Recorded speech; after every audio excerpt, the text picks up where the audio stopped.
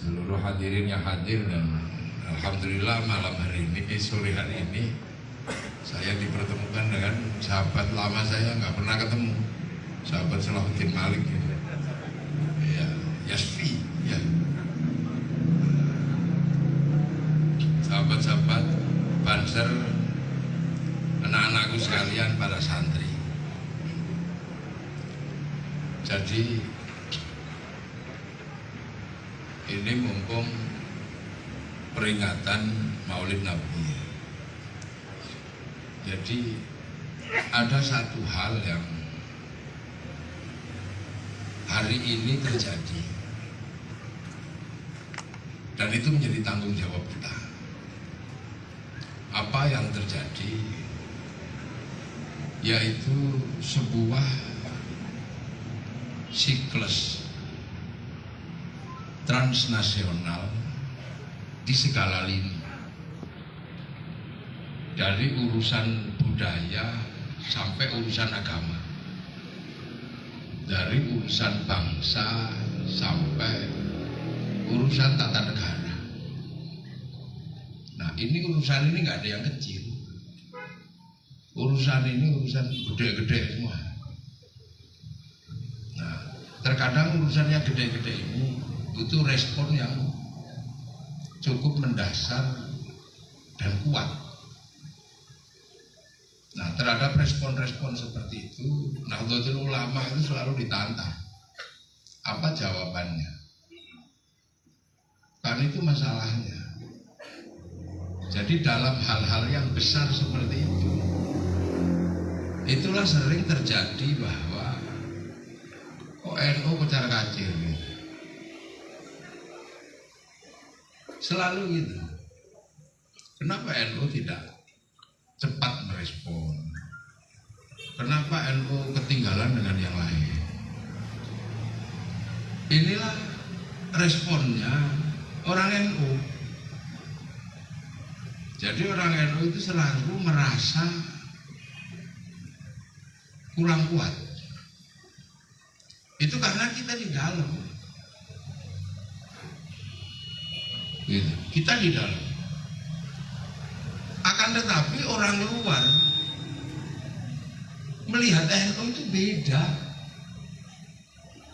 nggak keurus, tidak bisa diikat dalam satu ikatan jamiah dalam setiap kepentingan. Tapi Nahdlatul Ulama selalu memberikan kontribusi yang mereka tidak bisa beri. Jadi orang luar itu melihat kita ini organisasi kayak begini, tapi selalu memenangkan setiap pertarungan baik dalam ruang lokal maupun ruang global. Nah, kitanya yang di dalam mikirnya, wah itu nggak ada yang ngurus, nggak keurus. Ya biasa, karena kita ini orang dalam. Orang luar gedek. NU tiba-tiba punya wakil presiden. Loh. NU punya partai yang hampir semua orang NU ada di situ. Yang paling berat adalah ketika bangsa ini menghadapi tekanan Islam transnasional, hampir semua bangsa runtuh, semua negara jebol, tapi Indonesia selamat.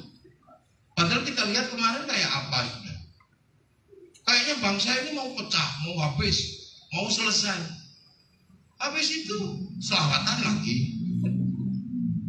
tahlilan lagi. Bahkan yang lain-lain sekarang mau menjadi seperti NU. Loh, sampai jangan terlalu sedih begitu. Kok tiba-tiba kita ini tiba-tiba mengeluh seolah-olah kita ini kecil, tercerai-berai. Kok watak inferior gini jangan dipelihara. Loh, ini aneh kita ini. Yang lain 20-30 orang keliling bawa bendera, kita udah ribut, wah itu terkoordinasi. Coba satu pesantren ini keluar bawa bendera. Gak usah butuh 50 pesantren, satu aja pesantren Kiai Zainal turun bawa bendera, pakai baju hitam semua gitu. Udah selesai itu kalau gitu aja. Jadi ini dari dulu memang. Bahkan Belanda juga sampai pusing dulu dengan kita. Mereka menganggap kita ini gudikan kurapan, bau rokok. Tapi Belanda pergi-pergi juga karena kita. Dan yang paling mutakhir, saya ini ditanya. Mungkin sampai karena dianggap tidak berkepentingan nggak ditanya. Saya ini ditanya. Saya didatangi oleh seorang peneliti internasional. Kenapa seluruh negara Islam semua menghadapi karena isu-isu kekinian, tapi Indonesia selamat? Indonesia nggak pernah terpancing, dan bagi mereka itu karena ada NU. Ini dunia kan gaduh nih, karena tadi saya katakan, jadi sampean mesti harus tahu, dunia ini gaduh kan orang dukun. Ada dukun, tapi karena dia orang Amerika maka sebutannya bukan dukun, tapi mereka disebut sosiolog. Sosiolog ini yang pernah ngaco, yaitu bahwa akan terjadi clash civilization, perang besar antar peradaban. Dan yang terakhir perang nanti diwakili Amerika sama Cina, dan perang itu pakai agama. Makanya seluruh dunia tergopoh-gopoh. Siapapun yang punya kepentingan untuk melakukan penguasaan di masa depan, dia harus punya jaring agama. Dia harus punya kekuatan agama entah apa bentuknya. Di atas kelompok-kelompok agama yang genuin, di atas kelompok-kelompok agama yang punya kekuatan jangkar sosial masing-masing. Nah, apapun bentuknya mereka mesti investasi.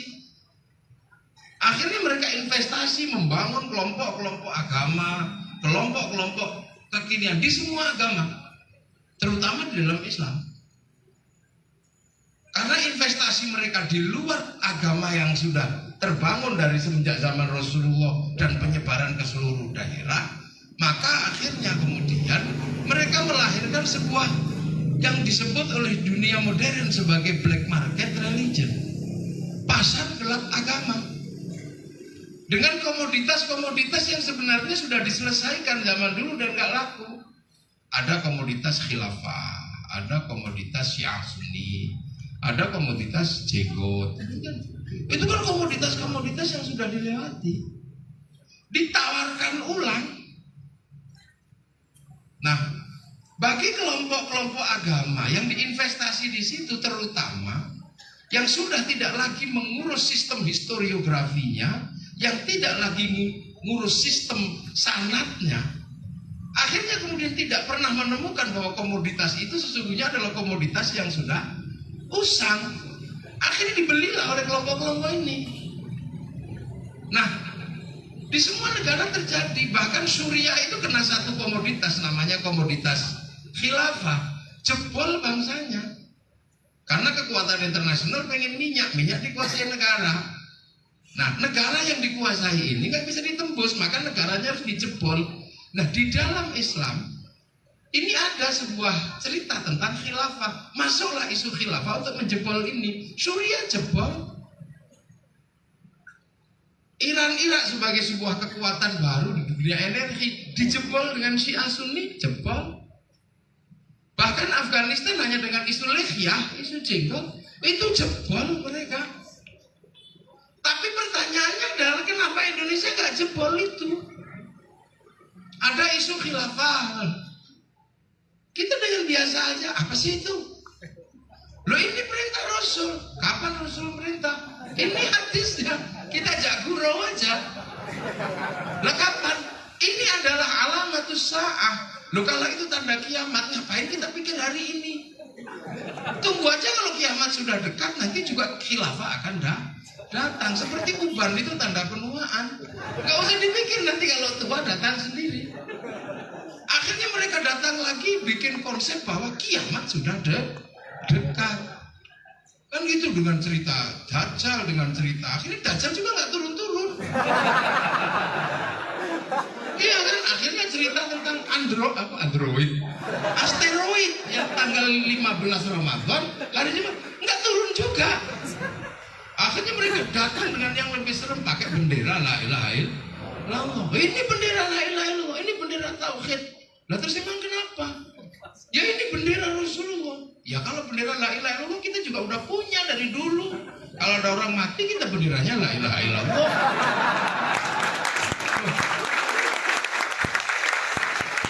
Dan yang selalu punya respon begitu santri. Karena santri punya sanad ilmu, di setiap generasi sudah bisa dibaca bahwa ini sudah pernah terjadi dan gagal. Ngapain pasar gelap kamu isi dengan komoditas seperti ini? Ini kalau kamu nggak ikut bendera ini, kamu anti la ilaha illallah. Enggak, kami tahlilan tetap la ilaha illallah. Kamu kalau anti bendera ini awas. Loh awas kenapa? Kamu akan dibenci oleh Allah. Enggak lah, kita bukan benci la ilaha illallah. Kami nggak suka wong itu bendera kok. Sebagaimana bendera PKI Palu Arit, kami juga nggak mau terima. Walaupun kami kalau ke sawah pakai arit, pergi nukang pakai palu. Nggak jadi akhirnya. Yang lain kena semua di pasar gelap itu. NU pernah kena? Nggak ada, biasa aja. Lu kok kalian itu masih merasa minder di wajah transnasional? Kita ini nggak pernah pangling dengan wajah Islam yang ditawarkan siapapun. Karena sampean santri punya sanad ilmu, mengerti bahwa di era tertentu ini sudah pernah gagal dan pernah memaksa kaum muslimin tercerai-berai.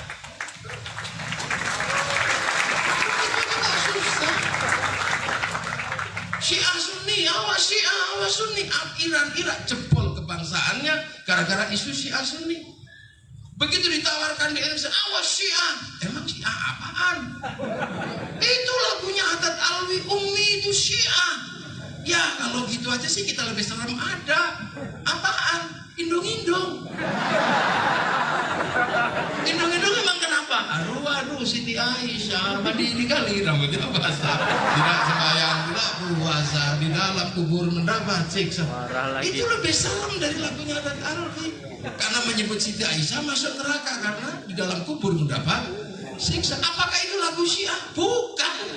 Yaitu Siti Aisyah bukan istri Rasulullah. Siti Aisyah orang Indonesia. Ya kita sih biasa. Kalau itu benar pasti Rafidhah atau Ghulat. Jadi yang lain jebol semua, kita nggak pernah kena. Karena apa? Kita punya kekuatan ilmiah yang sanadnya tersejarahkan dan kita kaji setiap hari, sehingga nggak pernah masuk dalam jebakan black market religion. Orang Afghanistan kena isu jenggot aja hancur. Berapa lama kita berbicara tentang isu jenggot, isu lefya? Nggak ada. Paling ya sudahlah, kalau mau dijenggotin ya jenggotin, kalau enggak ya enggak. Dan kita kan udah cukup lama bicara itu dan kita selalu selamat. Karena apa? Kita menjadi sebuah kekuatan Islam yang punya jangkar sosiologi dan antropologi kuat di Nusantara. Karena kita dengan tegas mengatakan bahwa kita adalah penerus para wali. Dan yang mendesain Nusantara itu adalah para wali. Kenapa para wali? Bukan tentara. Orang mengatakan yang lain disebarkan tentara, yang lain disebarkan oleh militer, Tariq Benziar militer.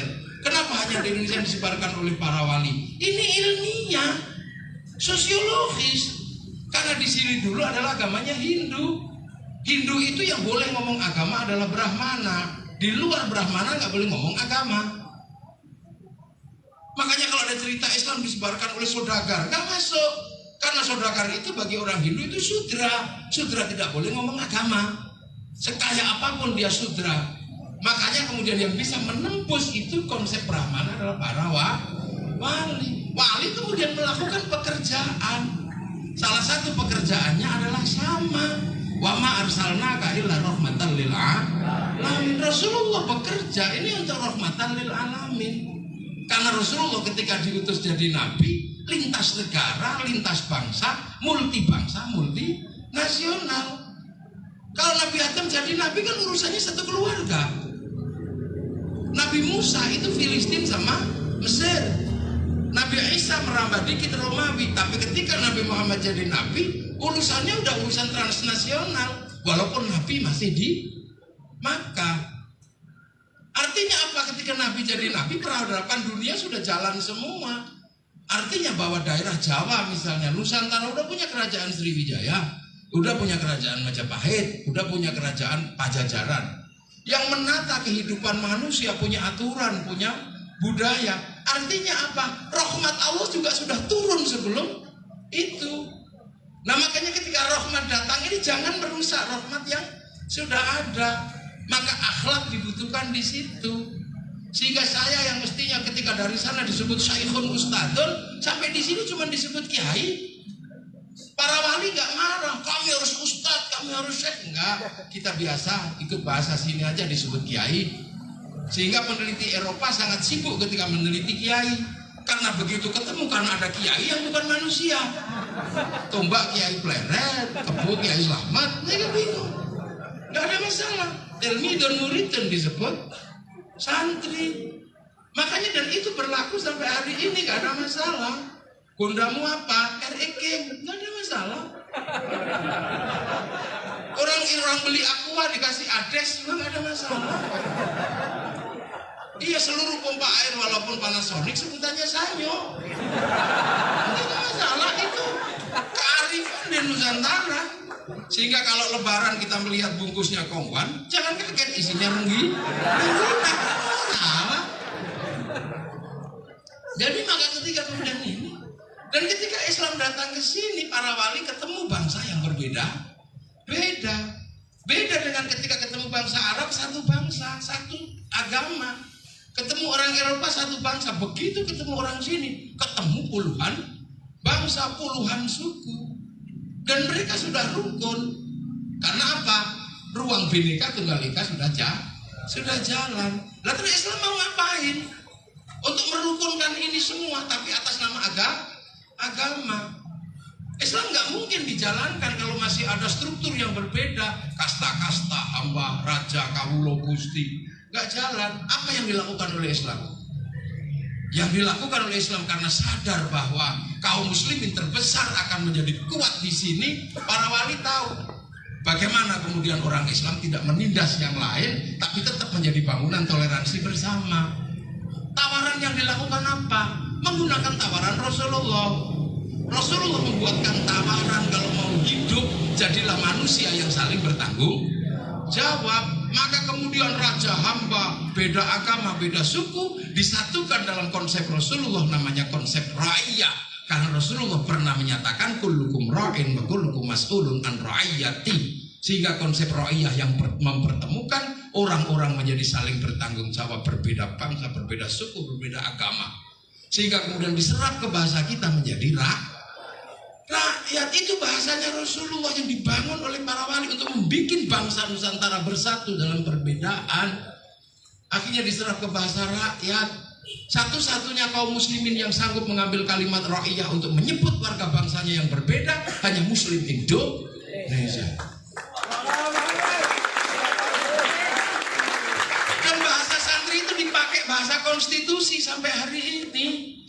Dipakai. Sehingga dengan ra'iyah inilah kemudian semua jadi bertanggung jawab sama. Yang Nasrani melanggar lampu merah, pasalnya sama. Yang Islam melanggar lampu merah, ya pasalnya sama. Kiai Zainal Abidin mau khutbah melanggar lampu merah nggak pakai helm, undang-undangnya sama. Dengan pastor yang mesti melewati lampu merah nggak pakai helm. Hanya persoalan dimaafkan itu kan urusan lain. Lah itu. Ini kan sama. Loh, akhirnya konsep ra'iyah yang diterapkan oleh para wali inilah yang bisa mempertemukan perbedaan. Sehingga kalau ada pertanyaan kenapa Arab satu bangsa bisa pecah menjadi puluhan negara, kenapa Eropa yang satu bangsa bisa menjadi puluhan negara, tapi kenapa kita yang puluhan bangsa dalam satu negara, yaitu karena ra'iyah. Ini konsep yang luar biasa. Nah itu makanya ra'iyah ini aman dan terdesain. Akhirnya para wali mampu membangun musyarakah, sistem kemasyarakatan, sehingga teritori yang merupakan bagian dari yang dikerjakan oleh para wali yang bikin konsep ra'iyah, musyarakah dan semuanya itu teritorinya disebut wilayah konstitusional. Wilayah itu kenapa kita disebut wilayah? Ya karena kita ini daerahnya para wali, maka ada wali kota. Lalu al-wali punya wilayah. Kita aja yang iseng nggak pernah nyari seperti itu, makanya kadang kaget dengar Pancasila, ketuhanan yang Maha Esa, itu tidak Islam, mestinya qul huwallahu ahad. Lu baru datang nggak mengerti. Dan bangsa kita udah terbiasa, Saifun Ustadun disebut kiai, wasyawirhum fil amri menggunakan bahasa musyawarah. Loh ini semua terjadi dan bangsa ini sampai hari ini mengikuti konsep para wali karena forum tertingginya masih Majelis Permusyawaratan Rakyat, masih Dewan Perwakilan Rakyat. Itu kerjaan siapa? Kerjaan para wali dan kita penerus para wali. Tiba-tiba kita menjadi kayak kecil, tercerai-berai. Ini mental ini memang mental inlander bener deh. Saya kemana-mana dipanggil orang karena saya NU. Makanya nggak pernah lah kalau sudah kayak begini dirawat wilayah ini. Sampai mulut dalam rangka merawat apa? Mulutan itu yang merawat wilayah. Makanya kalau mulutan kita ramein, jangkar sosialnya ada.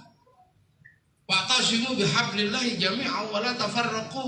Kalau sudah mulutan lihat itu. Sistem sosial berjalan semua, bangsa ini terjaga, ayam laku, besek laku, buah laku, ekonomi bergerak. Apalagi kalau mendatangkan jamaah sholawat yang kelasnya gede, slayer laku, sepanduk laku, stadion laku, loh kan itu gagang pancing laku. Iya, dan kita jaga pemilik wilayah ini, kita ziarahi makamnya. Kalau sudah kita ziarahi makamnya, apa yang terjadi? Ekspedisi bis laku, bis transportasi bis laku, orang jual nasi di makam para wali laku, orang jual tasbih di makam para wali laku. Kita jaga negeri ini. Akhirnya orang Bekasi bisa berziarah ke Surabaya, makam Bang Ampel. Akhirnya orang Bekasi cinta sama Surabaya, suruh ngebom Surabaya. Nggak berani karena ada makam gurunya, ada makam walinya. Hubbul waton minal iman terjadi di situ. Kita ini memang tugasnya merawat bangsa. Lu kalau mau berpolitiklah. Karena bangsa ini adalah bangsa yang memang harus menggunakan aturan undang-undang ketika melakukan pekerjaan terhadap rakyatnya. Undang-undang nggak bisa dikeluarkan tanpa parlemen. Parlemen tidak bisa dimasuki tanpa partai politik. Sementara pembuatan undang-undang tugasnya adalah tasarruful imam ala ra'iyah manutun bil maslahah. Itu tidak terjadi kalau nggak ada parlemen, nggak ada partai politik. Partai politik berkedudukan malayatimul wajib illa bi fawa wajib. Maka kalau mau menjadi bagian dari negeri ini, ikut aja salah satu urusan partai politik. Kalau berani jangan takut-takut, kalau takut jangan berani-berani. Jadi jangan gerundel kayak kita ini orang kalah. Kita ini orang kalah tiba-tiba seperti kita ini. Berapa? Ini contoh satu. Punya pesantren Ar-Ridwan. Ini nilainya berapa? Apa pikir 1 miliar cukup? Enggak cukup. Yang punya begini banyak sekali yang dimiliki oleh NU. Enggak satu. Yang lain punya satu tapi mercusuar. Kita cukup punya banyak. Dan enggak ada masalah. Kita biasa hidup seperti ini. Kumpul untel-untelan kayak begitu. Loh. Coba kita bayangkan, Kiai Pak Zain, ya bentuknya begitu itu, iya kan? Bentuknya begitu, jubahnya begitu, sehingga kemudian ketika Kiai Zainal harus masuk menjadi bagian dari serapan kapitalisme, nggak masuk, biayanya murah untuk begitu. Tapi yang baru-baru ini gayanya kan gaya serius, pakai rapi gitu, biayanya gede. handphonenya nggak cukup, handphone murah, bajunya nggak cukup, baju murah. Islam yang model baru-baru itu, cukurannya mahal, jam tangannya mahal, kendaraannya mahal. Tapi kalau kiai yang mau begini-begini paling Avanza juga udah cukup. Lah iya, ya apa soal saya bawa kendaraan besar karena saya hanya gede itu aja kalau nggak muat. Lah, jadi kita ini semua sedang bertanya kenapa bangsa ini aman? Karena Islam yang ada di sini punya jangkar sosiologi, antropologi yang nggak bisa dijebol oleh kekuatan transnasional. Dan pengalaman menjadi sebuah bangsa agar agama tidak menjadi problem, maka orang yang mengurus agama dibatasi. Siapa yang harus dibatasi? Orang yang tidak bisa diinterupsi. Kalau ngaji gini diinterupsi masih bisa. Iya kan kiai waktunya mau habis, bisa. Pemimpin tertinggi agama yang tidak bisa dibatasi siapa? Khotib Jumat. Itu nggak bisa diinterupsi, mau bunyi apa saja nggak boleh dimarahi. Makanya santri punya kebiasaan agar dia tidak terkendali, maka santri akhirnya dibatasi dengan suruh pegang tongkat dan suruh pegang teks. Kalau pegang tongkat sama teks, nggak mungkin ngamuk-ngamuk mau pegang teks gini. Makanya selalu dibikin masjid untuk ngamuk-ngamuk, pasti nggak ada tongkatnya, nggak ada teksnya. Lah ini problem besar. Sehingga apa? Semua sedang berlomba-lomba untuk mengambil NU. Saya agak batuk ini, gara-gara salah minum. Jadi kalau minum gotri malah nggak apa-apa. Kalau minum air yang salah. Nah itu makanya kemudian NU ini kuat, stabil.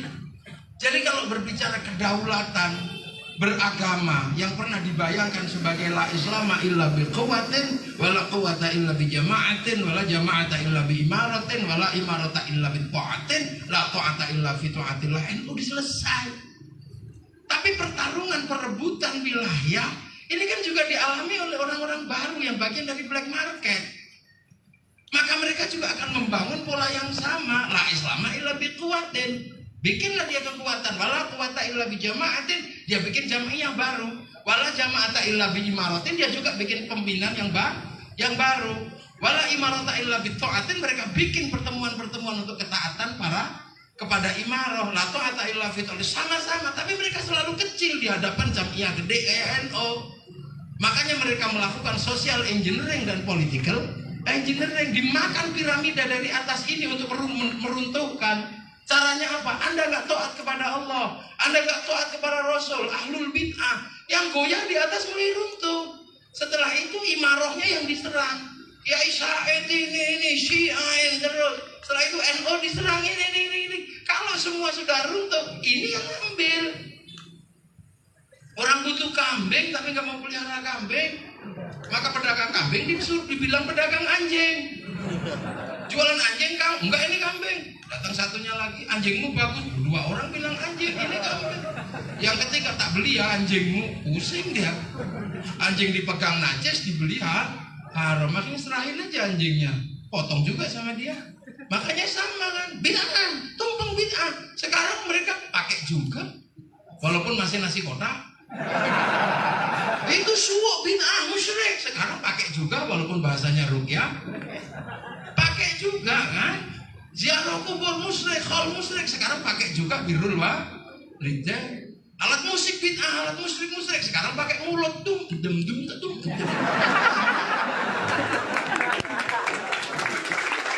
Jadi sampai itu dibikin gak pede agar melepaskan atribut kita. Masya Allah, saya kemana-mana pakai mobil ada stikernya Nahdlatul Ulama. Jadi saya nggak pernah mobil saya nggak tak kasih stiker NU. Mulai begitu, stiker NU mobilmu. Punya kepala di stiker NU sudah. Ya, ketua NU Bekasi, stiker NU yang gede.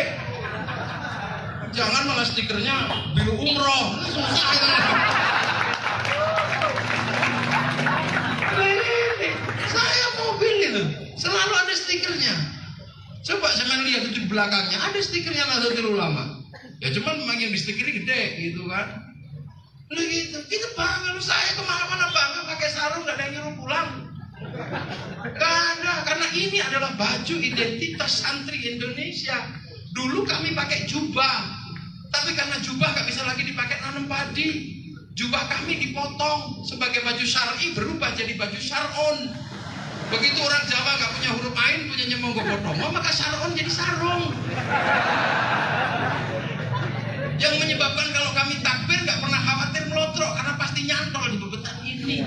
Baina surah wa rubah, maka kami kalau takbir cukup Allahu Akbar, yakin nyantol. Tapi yang tidak yakin punya cantolan, takbirnya Allahu Akbar segini, khawatir melorot. Ini sederhana sebenarnya. Oh tiba-tiba kita ini jadi sampai jangan begitu provokasinya. Jelek. Orang punya gede. Segede ini ormasnya. Bangsa Indonesia selamat semuanya. Bahkan copet bisa hidup dimakan para wali. Copet bisa hidup semuanya. Nah, kebanggaan ini harus kita jaga. Mereka selalu mengatakan NU itu jelek. Akhirnya kita ikut-ikutan. Ikut selera black market religion, ikut selera pasar gelap agama. Dan kita ikut-ikutan. Kita ini apa yang gak butuh? Siapa yang bisa ngajari masyarakat bawah kalau nggak NU? Zikir, hanya NU yang bisa ngajari. Yang lain diem kalau zikir. Gimana nggak mau dengar? Kita bisa pakai gede-gede begini. Akhirnya yang lain bisa dengar dan bisa nyuntuh. Orang mati siapa yang ngurus? NU. Semua NU, orang tahlil semua. Jadi masyarakat lama pasti tahu lah. Jadi kita tunggu aja. Mereka yang sok-sokan itu nggak bisa ngurus, nanti masyarakatnya capek. Sekarang kan masih lihat gayanya, kayaknya bisa ngurus mereka itu. Jadi orang-orang modern semua tuh. Tunggu aja nanti mereka nggak bisa ngurus.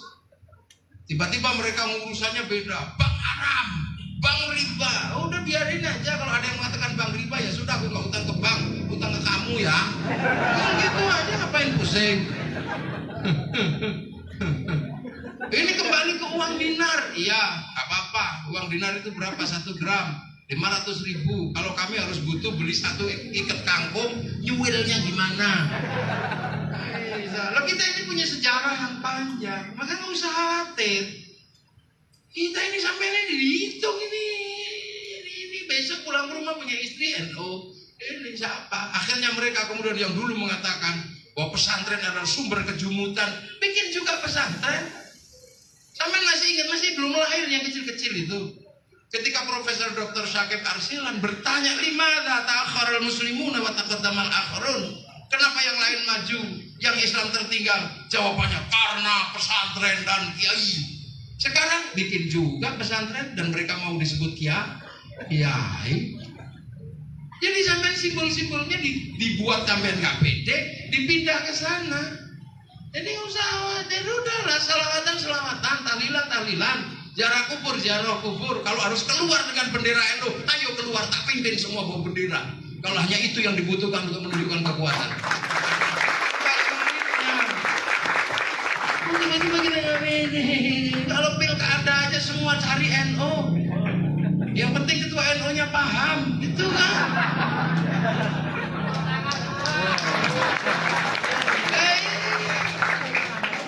Semua milik NU, jadi ke NU.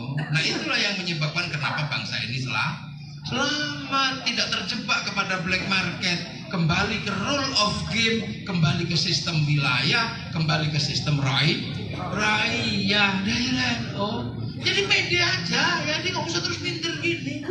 Jangan kan nggak minder karena seringan mereka berani keluar dengan bawa kekuatan ini. Kita belum aja kalau hanya untuk ngimbangi itu 10 pesantren ayo keluar bawa bendera NU. Mau dicetak biru apa dicetak merah apa dicetak hitam.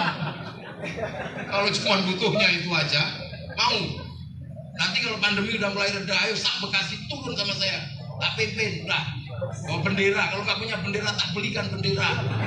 Itu aja. Kalau nggak punya mobil bak terbuka, tak belikan mobil bak terbuka. Itu juga nggak susah.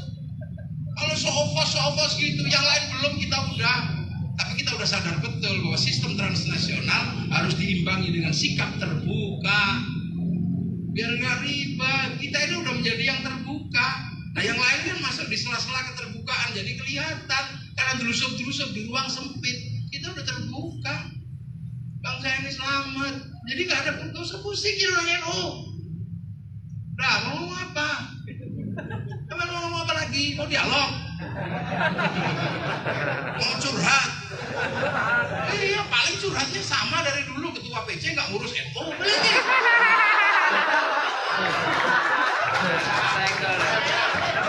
Paling gitulah, paling gitu. Iya, paling gitu.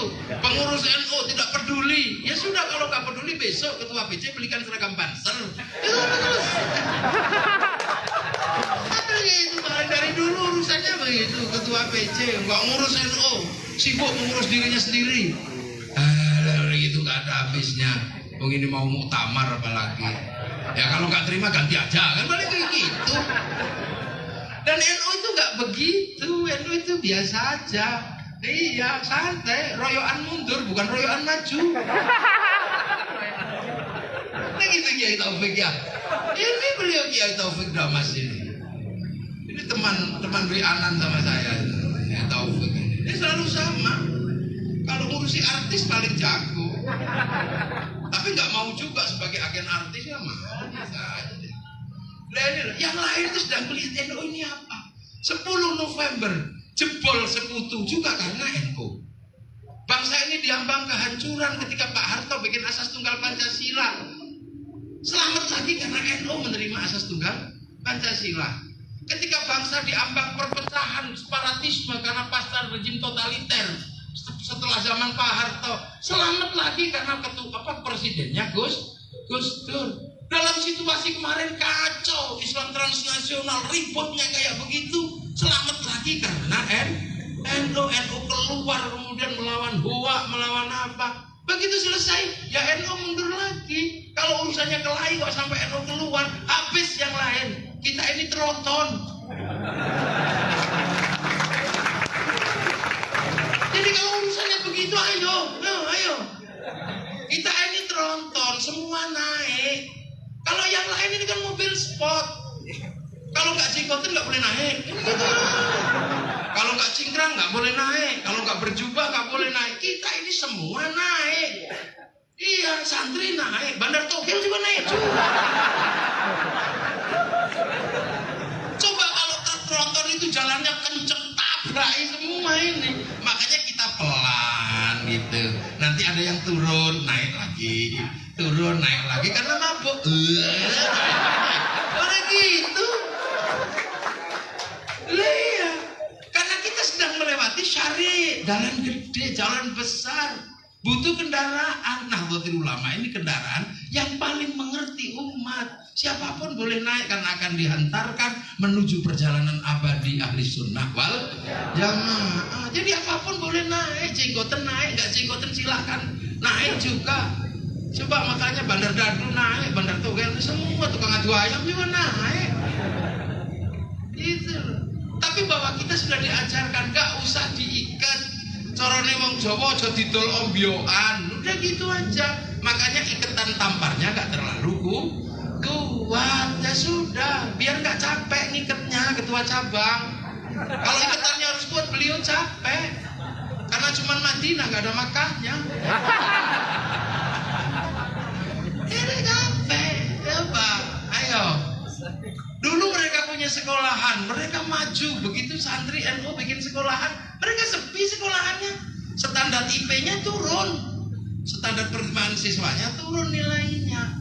Kalau kita sudah bergerak, hanya kita ini nggak ngomong gitu loh, kita nggak ngomong, tunggu aja deh. Kalau hanya pengen show off, ayo turun bareng-bareng, ayo. 15 pesantren ini, Yasfi turun. Misalnya, sini kan kalau hanya show off itu nggak usah bawa pentungan, bawa obor. Dah obor, nggak akan bakar siapa-siapa untuk rokok. Kita pawai kalau mau show off begitu, Banser 10 di depan ini udah selesai. Kalau kebanggaan kita adalah show off santri paling depan, udah dari kapan ini kita laksanakan. Tak pimpin dah. Butuh bak terbuka tak siapin. Punya saya kalau tak 200 itu punya saya. Jelek-jelek begini. Kalau mau Willis bodong ada semua. Ayo pengen grup Harley terlibat di situ, ayo saya punya. Ayo mau yang bertato sampai tato seluruh tubuh berbaris di situ ada, saya punya siap untuk membuat kalian bangga menjadi Nahdlatul Ulama.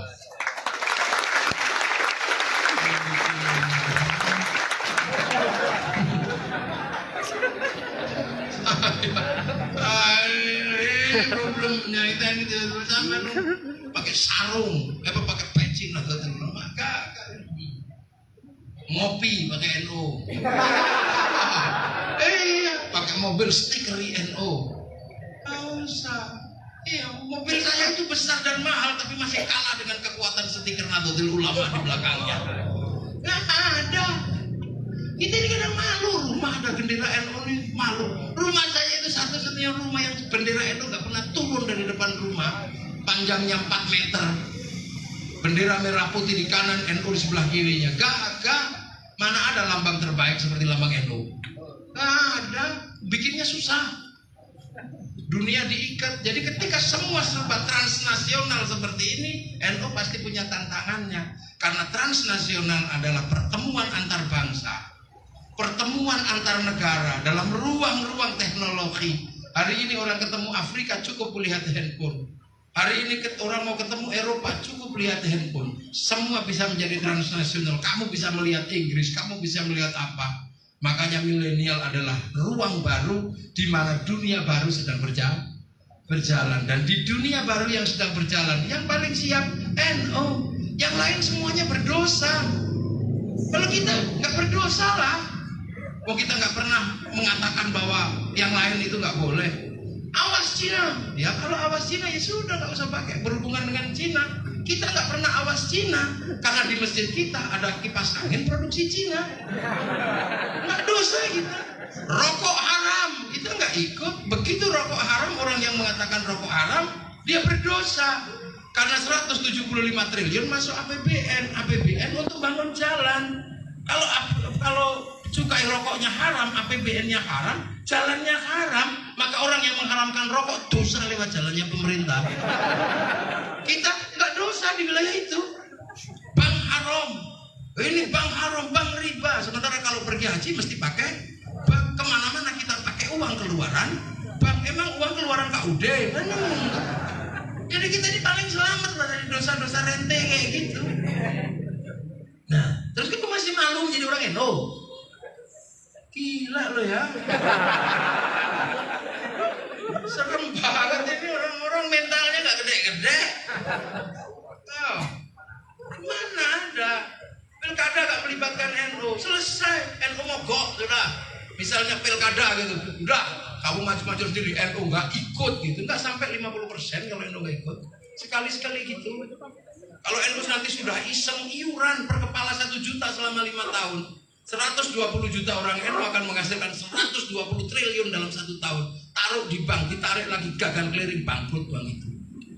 Kalau kita sudah mau menjadi mesin ekonomi, tapi hari ini kan kita biasa-biasa aja ngurus santri, yang begini-begini, yang miskin-miskin gitu. Enggak Kiai. Tuh itu Kiai Madinah. Yang namanya Kiai Madinah urusannya kurma. Ya kalau Kiai Zainal urusannya cipluan. Nah itu aja.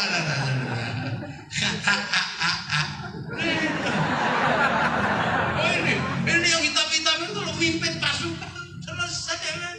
Bawa pasukan hitam-hitam mau pilih putih-putih, ya pilih Sholawatan Model Habib Syekh.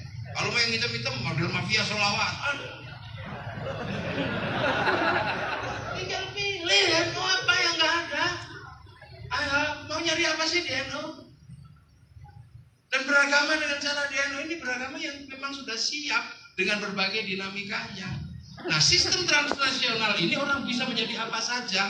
Yang tidak bisa dilakukan cuma satu. Kita tidak pernah bisa melewati batas negara kita.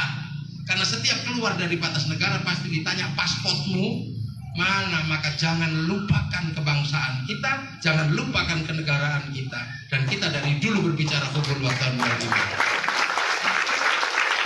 Iya. Malaysia nggak pusing mau sistem kenegaraannya apa, tapi anak bangsanya nggak boleh melupakan bangsa dan negaranya. Semenjak itu kemudian bangsa Malaysia mengajarkan kepada si Upin dan si Ipin pemilik hak Malaysia Kamu harus tahu bahwa Malaysia besar karena ada ras India. Kenalkan dengan Churchill. Bangsa Malaysia harus besar karena di situ ada anak-anak Cina. Dikenalkan dengan Mei Mei Si Upin. Ada anak Indonesia dikenalkan dengan Susanti. Kita masih ingat Jepang apa Amerika ketika kalah dengan Vietnam, dibangun film Rainbow 1 sampai 6. Bangsa Jepang terjadi konflik restorasi Meiji dan rezim Tokugawa. Anak-anak mudanya harus ngerti. Dibangunlah sebuah film sederhana Samurai X dengan tokohnya Rurouni Kenshin. Apa yang akan kita perbuat anak-anak sekalian? Bikin narasi-narasi kebangsaan buat anak-anak milenial yang kecil-kecil itu. You know? You understand? If you don't understand, you stupid. Gak enak juga sama Taufik Damas ini. Yang ngajari bahasa Inggris saya beliau. Dulu ngertinya saya cuman I love you gitu. Kayaknya bener Masya Allah. NU ini menjadi jawaban dari sekian persoalan. Tinggal tantangan zamannya apa? Kalau tantangannya perang, NU pasti duluan perang. Kalau tantangannya ngaji, NU dari dulu ngaji. Kemarin ketika ditanya dalil setiap persoalan, sekarang mana ada yang nanya dalil kepada NU? Nggak ada yang nanya. Ketika kemarin ribut politik, semuanya nantang NU berpolitik. Begitu NU maju jadi wakil presiden, yang lain mana? Memang kita butuh ditantang aja. Makanya sekarang ribut karena tantangannya hampir nggak ada. Tapi yang kemarin gayanya nantang-nantang NU sekarang istirahat, gitu. Iya, jubahnya mulai digantung, gitu. Ya biar anu kadang ada yang geser ke tempat kita, kan itu